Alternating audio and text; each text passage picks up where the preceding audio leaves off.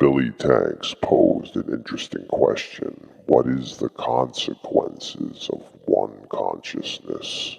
But even more clarified, what are the consequences for mankind specifically from recognizing and accepting the wholeness of everything? Because the wholeness of everything just is. Can one use the label an ultimate truth to refer to what is?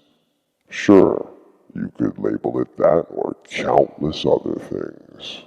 But all labels are redundant, because what is already is. It is self-evident.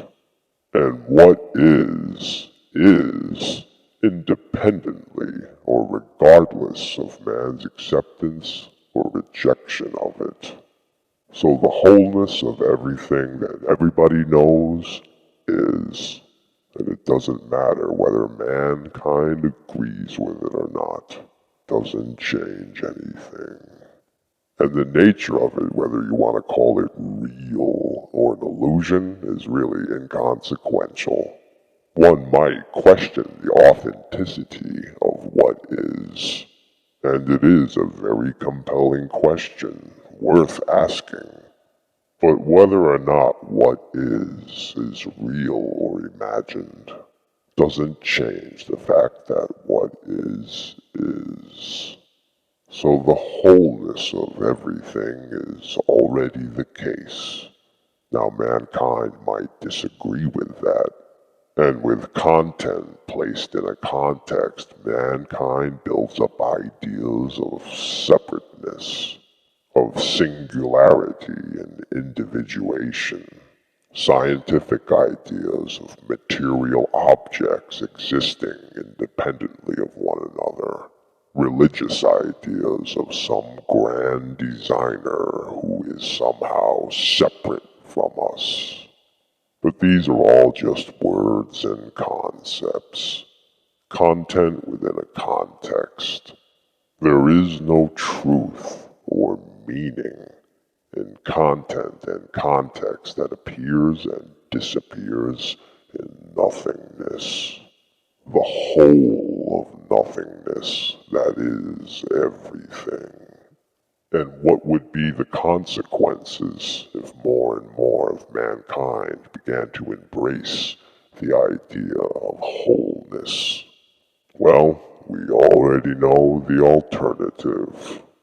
The world as we know it right now is already ruled by a separatist agenda.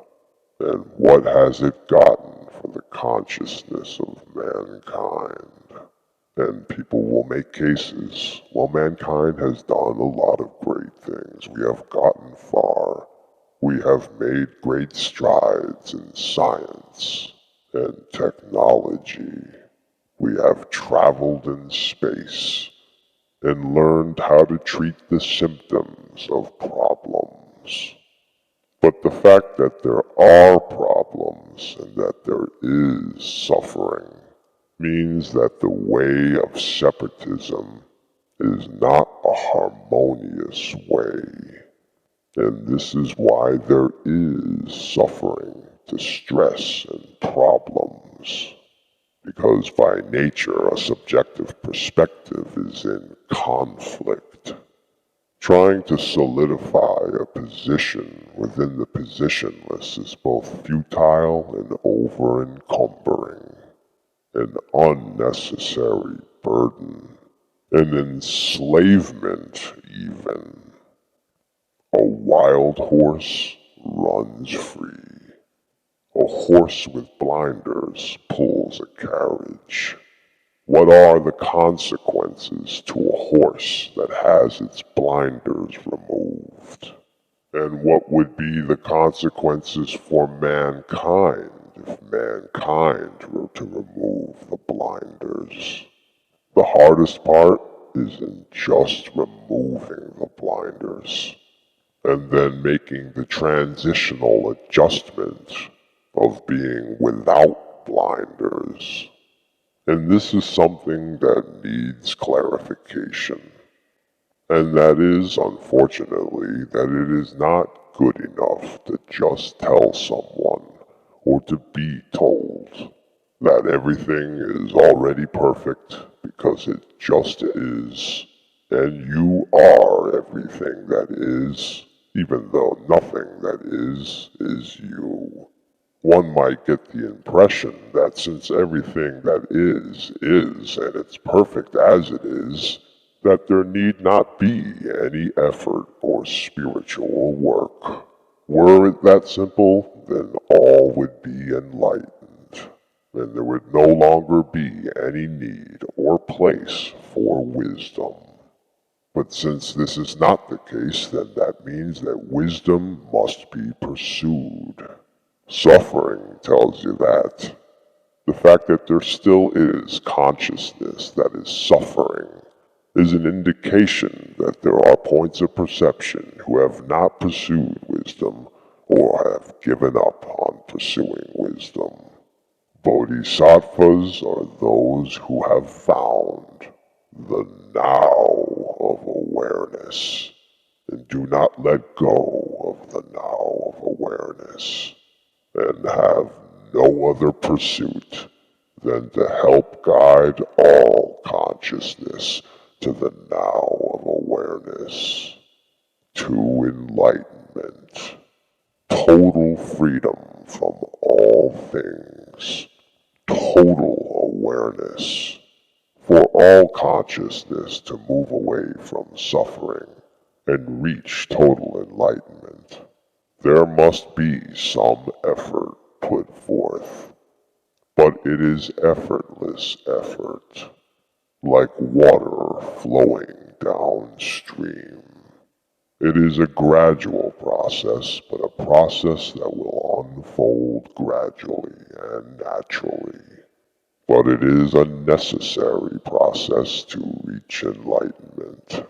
Just as the water flowing downstream is necessary for it to reach the ocean. Scooping out a cup of water from the stream and informing that water that it has to flow downstream does not help the water flow downstream. It only hinders it. Water will flow downstream and reach the ocean in an effortless effort of just simply flowing downstream.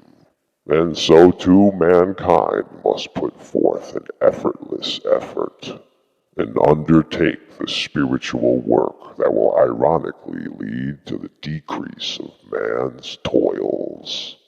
There is no hard work in free-flowing and openness.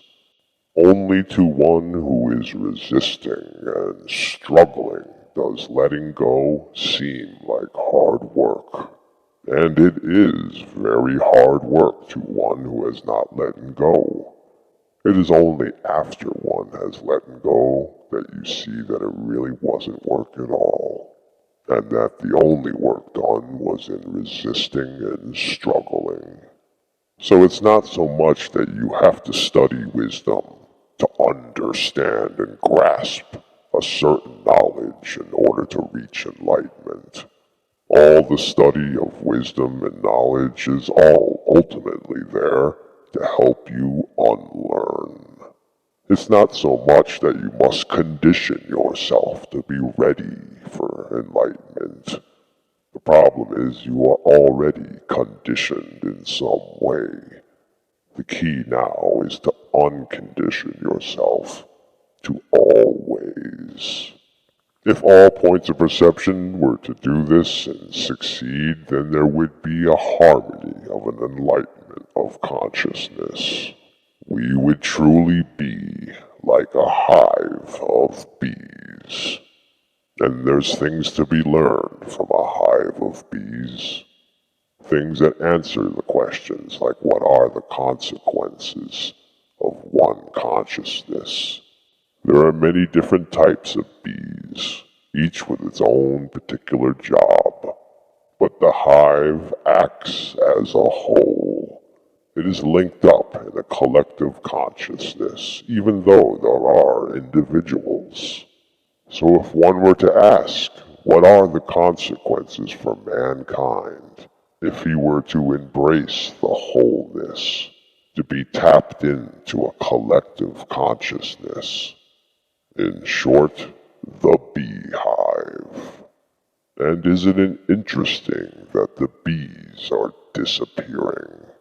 This should be alarming to mankind. Looking for a forecast or an indicator of mankind's well-being, you need not look further than the frogs and the bees. Want to know how we're doing?